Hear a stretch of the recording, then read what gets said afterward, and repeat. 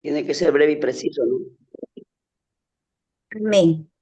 Que Dios le bendiga, Pastor Carlos Condori. En esta noche vamos a presentar nuestra exposición del periodo intertestamentario a cargo del grupo número 21 y voy a darle pase en esta parte al Pastor José para que pueda continuar.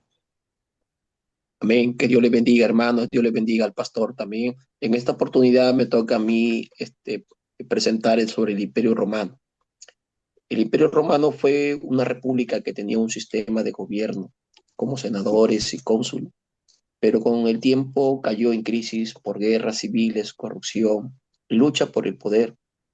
Julio César fue el general brillante que ganó poder y popularidad y fue nombrado dictador perpetuo en el año 44 a.C. y lo que lo alarmó al Senado, que lo asesinó en ese mismo año. Tras la muerte de César, su hijo Octavio venció rivales como Marco Antonio, Cleopatra y fue proclamado en el año 27 a.C., iniciando así el Imperio Romano y fue el primer emperador de Roma, aunque no usó el título abiertamente. Originalmente el apellido de Julio César, mm, pero tras su muerte los emperadores comenzaron a usarlo como un título.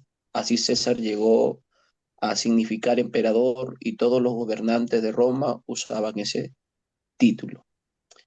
Bueno, hasta aquí ha sido mi participación. Voy a dejar a la hermana Jenny Chamorro.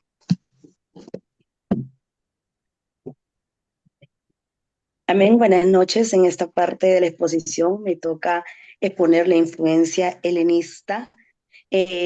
Podemos ver durante este periodo, esa influencia fue profunda y modelo al contexto en el que surgió el cristianismo. Y aunque hubo resistencia, ¿no? Gran parte del pueblo judío adoptó aspectos culturales griegos, creando así un escenario donde que el evangelio luego sería predicado a través del griego koiné, facilitando así su expansión, ¿no? También podemos ver que hay influencias muy importantes, ¿no? Que pasaron en todo ese tiempo.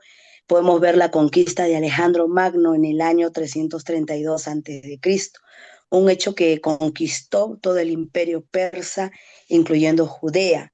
Y algo significativo que podemos ver es cuando se da inicio formal de lo que es la helenización, ¿no? Es decir, la difusión de la cultura, de la lengua, la religión, costumbres griegas en todo el territorio conquistado, incluyendo, por supuesto, el pueblo judío. Tenemos la división del imperio y el dominio de los Ptolomeos, también, ¿no? Tras la muerte de Alejandro Magno.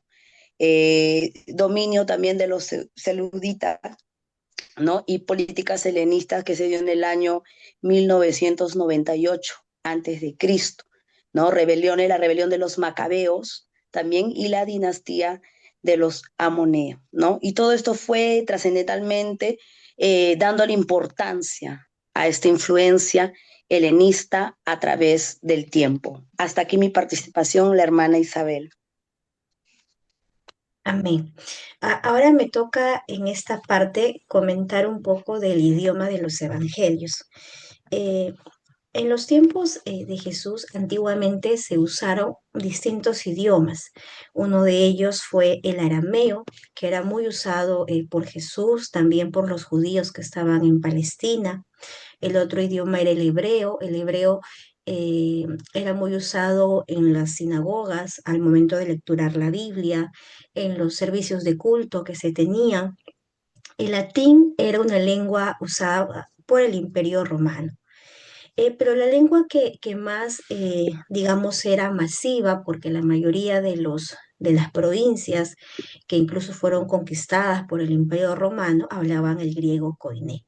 Este idioma se expandió, digamos que era un idioma internacional, tanto como ahorita podríamos decir el inglés. Entonces, lo mismo sucedía en ese tiempo. El griego fue el idioma que se fue, digamos, este, el idioma universal de esos lugares.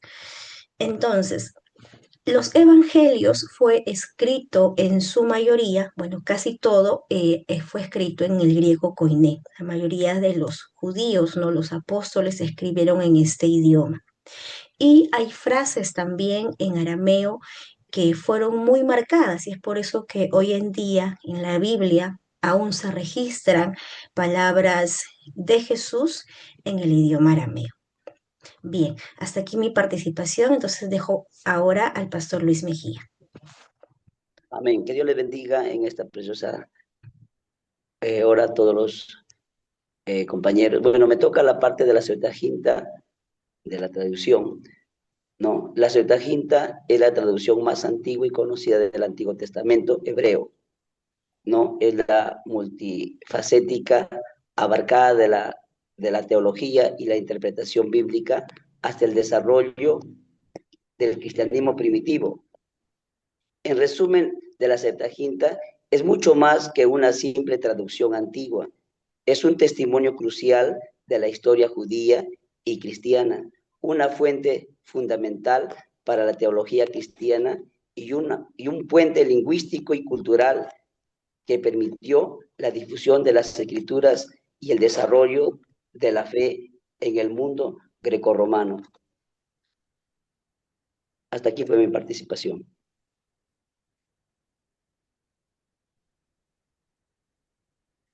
Bien, continúa el hermano Noé. Bueno, dejamos con el hermano Noé.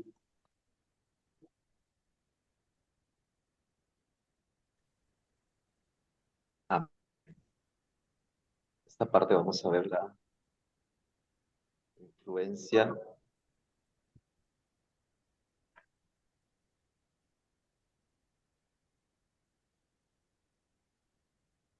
Esta parte me toca el judaísmo intertestamentario. El judaísmo intertestamentario abarca aproximadamente 400 años entre el Antiguo y el Nuevo Testamento, desde el profeta Malaquías hasta Juan el Bautista.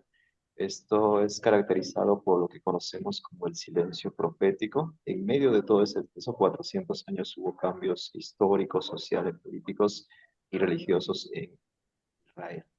Algunos acontecimientos importantes, claves, uno de ellos es el decreto de Ciro, eh, que hace que el regreso de ellos y la reconstrucción del templo. El otro suceso o acontecimiento importante es la reedificación del templo llevado bajo el liderazgo de Zorobabel en el año 515 a.C. Luego vemos también la aparición de la sinagoga. Las sinagogas eran unos pequeños centros, lugares de culto donde pues, los judíos se reunían cuando estaban en el cautiverio. Luego podemos ver el gobierno tolemaico y Seleucida. Aquí un aspecto muy importante que destaca es Antíoco IV, por ejemplo, el que sacrificó un cerdo, y eso provoca otro acontecimiento que es llamado como la revuelta macabea, y el que lo inicia es Matatías, y luego pues los sigue Judas Macabeo. Esto da como resultado a una dinastía que se conoce como la dinastía Asmonea. También tenemos un acontecimiento importante que es la fiesta del Hanukkah, o Hanukkah, la celebración del rescate, pues la purificación del templo, ¿no? Fiesta muy importante. También surge el Sanedrín, que tiene un poder religioso y también un limitado poder civil. En el desarrollo, en otro aspecto, en el otro punto, desarrollo religioso y cultural, ahí podemos ver que se consolida el canon hebreo, es decir, se reafirma la autoridad de la Torá, los profetas y los escritos. También podemos ver los escribas y la tradición oral, la interpretación rabínica o la midrash y las normas bíblicas se dan en ese tiempo. La influencia helenística, que ya lo vimos, lengua griega, o el griego koiné, comienza a ser hablado por la mayoría de los judíos. La traducción de la Septuaginta, que es la versión griega del Antiguo Testamento. El último es grupos políticos y religiosos judíos. En grupos políticos encontramos a los celotes, que eran pues nacionalistas, ellos esperaban a un Mesías guerrero, libertador.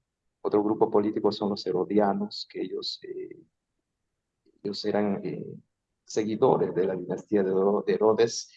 También los publicanos, que eran pues judíos que cobraban impuestos para Roma. Su pueblo lo consideraba pues como traidores.